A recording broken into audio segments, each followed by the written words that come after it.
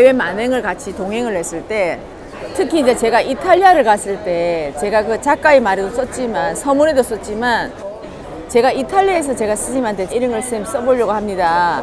그랬던 게 뭐냐면, 스님께서 그동안 쭉 스님하고 외국 만행을 같이 동행을 하면 외국 사람들은 스님을 거의 어떤 뭐 예수, 어떤 뭐 불교 국가에서는 뭐 부처 이런 개념으로 다들 사람이 보는 거죠. 메시아 이런 개념으로.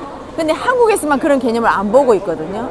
오히려 거꾸로 뭐 스님을 뭐 이상한 쪽으로 보고 있지만, 근데 그분들은 그런 식으로 보는 거예요. 그래서 이분들은 스님 하나의 메시아로 보고 있다는 거죠. 그래서 내가 그러면 질문을 12개 해야 되겠다. 메시아 하면 제일 먼저 서양에 있는 국가들은 예수를 생각하니까 예수의 12제자를 생각한 거죠. 그래서 12가지를 처음에 질문을 잡고자 했던 거예요. 근데 이제 그 방법에도 사실 제가 이거를 하기까지는 수많은 세월이 사실은 이거를 하려고 마음을 먹었던 게 뭐냐면, 스승님을 다들 너무는 좋아는 하시는데 그냥 좋다고만 하는 거죠. 근데 저는 이제 좋아하는 걸 넘어서 내가 좋다고 하면 많은 사람들이 스님이 이 법을 펼치고자 하고 같이 노력을 해줘야 되는데, 자기만 좋다고 자기만 하니까 이게 법이 퍼져나가질 않는 거죠. 나만의 스승님으로서만 갖고 계시는 거죠.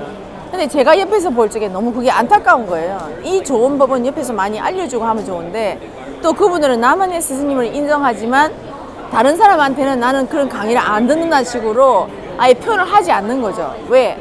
혹시나 그런 강의를 들으면 사이비에 빠졌다 할까봐. 그래서 제가 그런 걸 보면서 너무너무 안타까운 거예요. 근데 처음에는 제가 너무 그 사람을 좀 뭐랄까 미워하는 건 아니지만 굉장히 안타까워하고, 조금만 더 저렇게 하면 될 텐데 왜 저렇게 할까라고 했었죠. 근데 나중에는 그래, 왜냐하면 법을 사랑하는 그만한 깊이가 없다 보니까 자기 어떤 그 방어막도 필요하고, 자기를 지킬 수 있는 뭔가 아직은 이 무너뜨리면 안 되기 때문에 그게 필요했기 때문에, 내가 주변에 있는 사람들한테 내가 기대서는 안 되겠다라는 생각이 들었던 거죠. 그래서 저는 처음에는 이제 저는 안에서 계속 유튜브 편집을 하고 하다 보니까 바깥에서 이제 이런 걸 좀 해줄 사람을 기다렸던 거죠. 근데 그렇게 하는데 그 사람들이 안 오니까, 그래서 저는 이제 그런 부분이 굉장히 안타까웠던 거죠. 그래서 기다리다가 안 돼서 내가 어떤 방법으로든 스님을 알려야 되겠다. 기다리다 지쳐가지고 아무도 고양이 목에 방으로 안 달려고 하니까 내가 달아봐야 되겠다라고 생각을 한 거죠.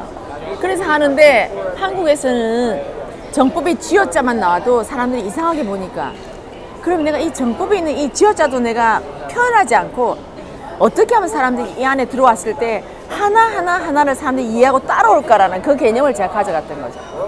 그래서 제가 12개는 12제자라는 거기에 대해서 제가 한 12가지 포인트를 잡았던 거고, 또 하나는 사람들이 처음에는 아무것도 모르고 왔다가 여기 우연하게 여기 두르면서 해서 결국은 여기 하나의 게임, 마법의 게임에 빠지게 하는 거죠. 그래서 빠지게 함으로 해서 사람 여기서 많은 감동을 받고 맞다 하다 보면 나중에는 사람들이 결국은 여기서 사람들이 어떠한 이견을 달 수 없도록 그렇게 하려고 했던 거죠. 그래서 제가 마지막에 스님을 등장하게 했던 거예요. 근데 그 전에도 제가 스님께서 말씀을 여러 가지가 있었어요. 근데 스님께서 이제 제가 예전에 동유럽을 갔을 때, 그때 스님께서 이제 그 6시간 동안 환승을 하는데, 사실은 스님한테서 시간은 어마어마한 시간인데 그 6시간 동안 환승을 할 때 주변에 정말 좀 지식인들이 와서 스님한테 그 시간에 많은 질문을 하고 세상을 향한 질문을 했었더라면 어마어마한 파일을 스님께서 쏟아내실 텐데, 그런 분들은 굉장히 깝깝했던 거죠. 그래서 제가 스님한테 그랬어요. 스승님, 세상의 죄는 스님하고 저만 지었냐? 그래, 좋습니다. 스님하고 저가 지었다 치면 스님이 1번으로 많이 지고 제가 2번으로 지었다 칩시다. 스님 3번은 왜 안 옵니까? 제가 그 얘기를 했어요. 스님 세월이 이만큼 지났고 제가 스님을 뵌 지 17년째인데 그때 당시에는 왜 스님 3번이 안 옵니까? 라고 얘기를 했어요. 그랬더니 스님께서 하시는 말씀이, 내가 어디 있는지를 모른다 라고 하시는 거예요. 스승이 유튜브를 이렇게 많이 했는데 왜 모른단 말씀입니까? 나한테 올 사람은 유튜브를 안 본다고 하시는 거예요. 그럼 쌤 어떻게 됩니까? 그럼 제가 이거 유튜브 하는 거 쌤 이거 잘못된 겁니까? 라고 얘기했어요. 그래서 제가 그때도 고심을 한 거죠. 그럼 유튜브가 아닌 다른 건 뭐지? 근데 그 사람들은 책을 읽는다고 하시는 거예요. 그래서 제가 책을 써야 되겠구나. 그때 또 마음을 먹었던 거죠. 근데 책을 우리가 그전에도 책을 안 썼나요? 쌤의 강의를 가지고 책을 다 만들었죠. 근데 이 책이 있는데 불구하고 책을 내놨는데 불구하고 또 사람이 안 오네?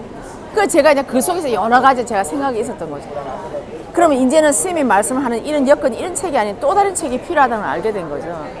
그래서 사람들이 정법이 뭔지도 모르고 왔는데 나중에 그 가치를 발견하고 마지막에 그것이 정법이었구나라고 제가 알게 하려고 했던 거죠. 그래서 그런 방법이 이제 제가 한테 아이디어로 나왔던 거죠.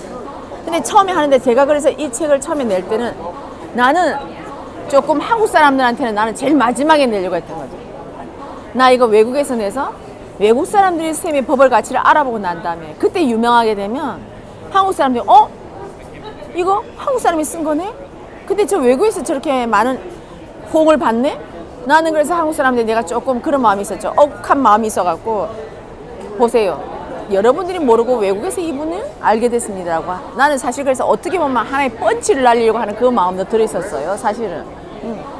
그랬는데 어쨌든 외국에서 저는 처음에 내려고 했는데 그거를 보고 좋다고 한국에서 내고 싶다고 해서 그래서 제가 그 책이 이제 한국에서 먼저 나오게 된 거거든요. 근데 저희 첫 번째 목적은 외국에 내려고 했던 거예요. 그렇게 하다 보니까 이 12가지를 굉장히 쉬운 단어로 한 거죠. 많은 사람이 공감할 수 있는 거.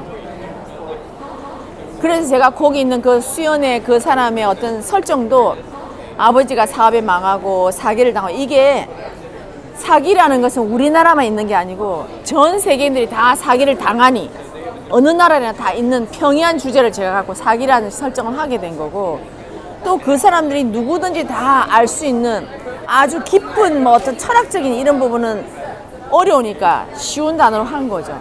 근데 제일 처음에 제가 하느님의 시그널을 넣었던 거는 제가 쓰인 강의를 듣고 처음에 제가 뒤통수를 맞았던 게 바로 그 강의이기 때문에 제가 하느님의 시그널을 처음에 한 거죠.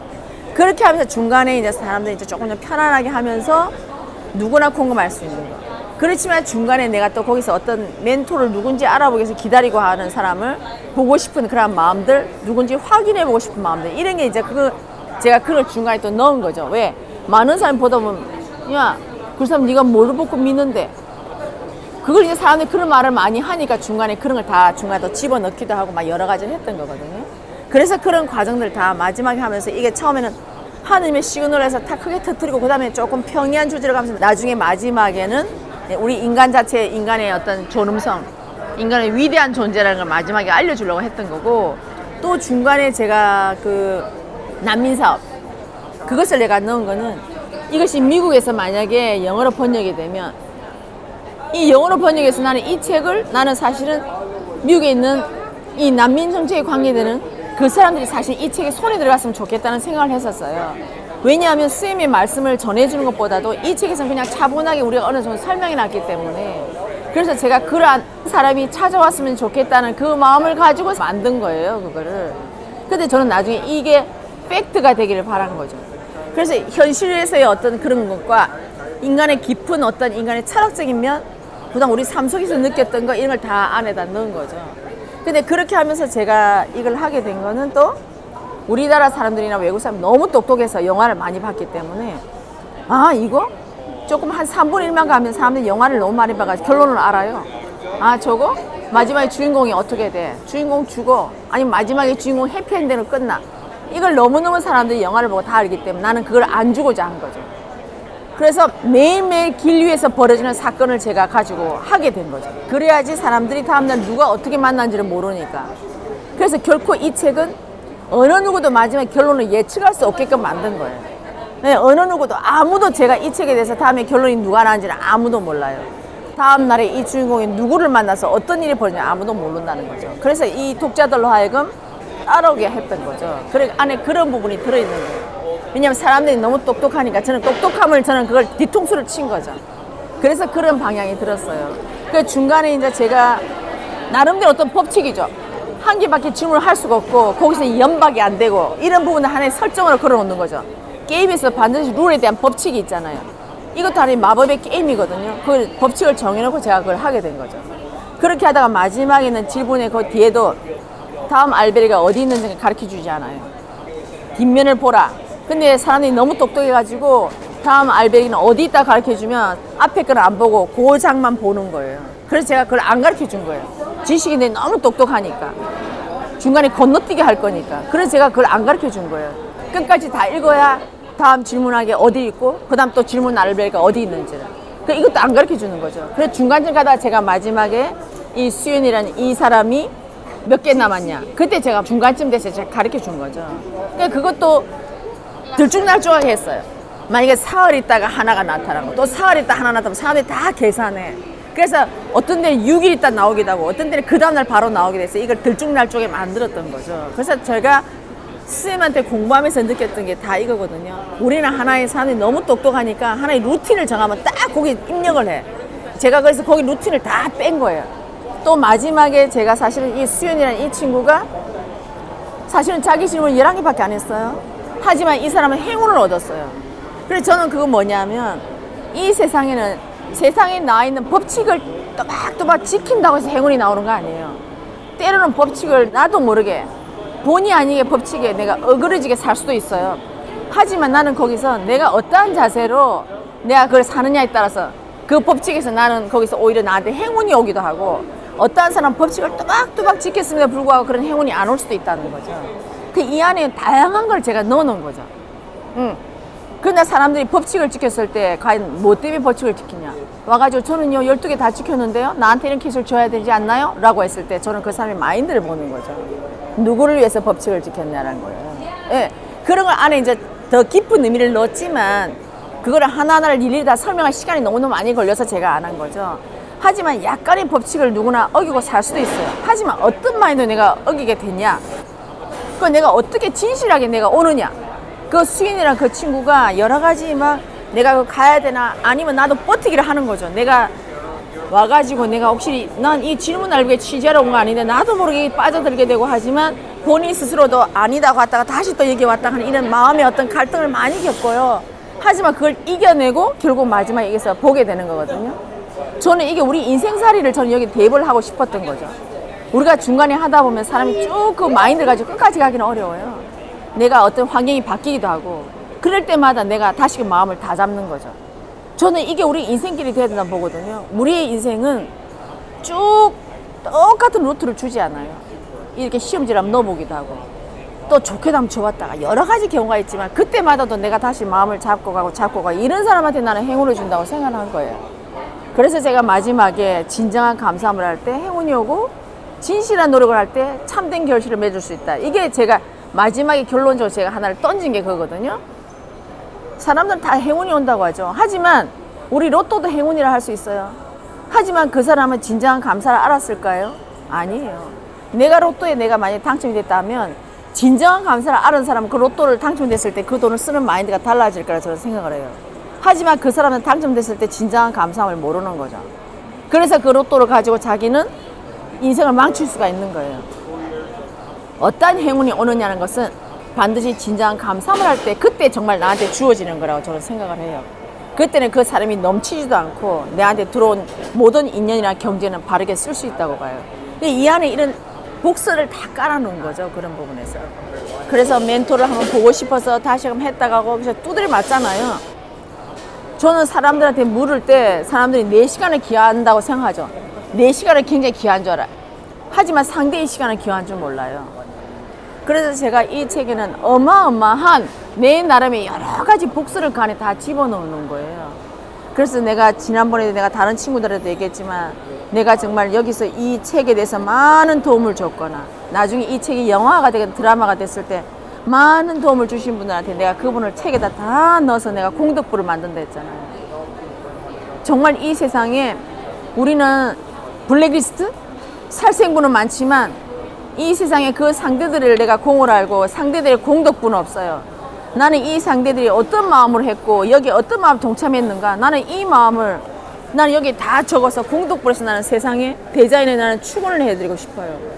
이분들의 이런 마음이 모였으니까 이분들의 마음이 어떠합니까?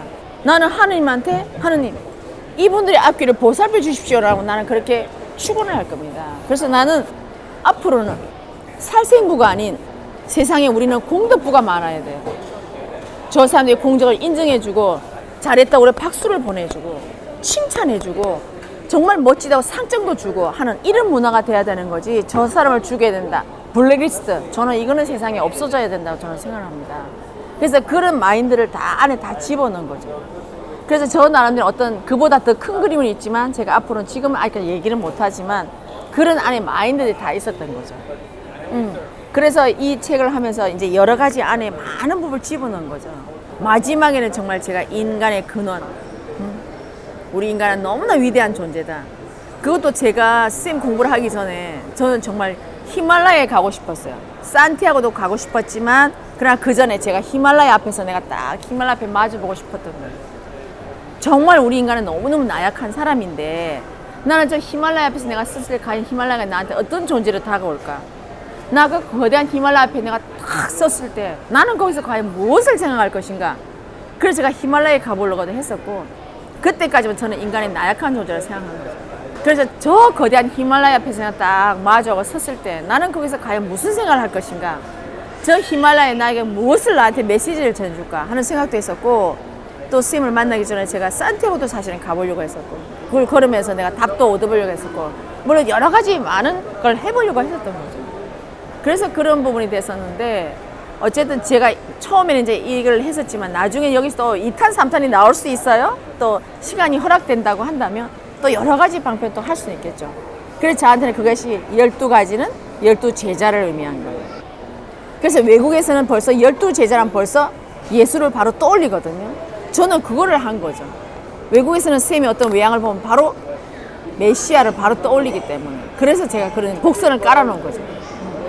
그래서 근데 지금은 뭐 그보다 더 쌤의 강의는 어마어마하게 많잖아요. 테마를 하고 그죠? 키워드를 가지고 하려고 하면 그러나 지금은 제가 바깥 세상에 내나 제일 평이한 주제 그 사람들이 알아들을 수 있는 주제 물론 조금 답이 어려울 수도 있어요. 그럼 나중에 거기에 추가로 풀어줄 거예요. 근데 이게 책이다 보니까 본문이 아니니까 길게 풀어줄 수는 없으니까 왜냐면 멘토가 써서 그 사람이 글을 줘야 되면 이 많은 걸 쓸 수가 없으니까 그래서 간단 명료했지만 나중에 거기서 더 세밀하게 풀어줄 수도 있겠죠. 그거를. 그래서 그렇게 하려고 했던 거예요. 그래서 오히려 좀 더 선생님의 본문 중에서도 제일 평이하게 제일 가볍게 갈 수 있는 그러한 주제들을 제가 좀 넣었죠. 답을 좀 가볍게 줄 거예요. 근데 갈수록 조금 답이 조금 무거워지기는 해요. 그래서 이것도 하나의 내가 나름대로 어떤 이걸 정해놓은 거죠. 갈수록 좀 더 무겁게 네, 그렇게 하려고 했던 거예요. 어쨌든 저는 그걸 하면서 내 나름의 어떤 상상 속에서 앞으로는 이런 알베르가 정말 생겨야 된다.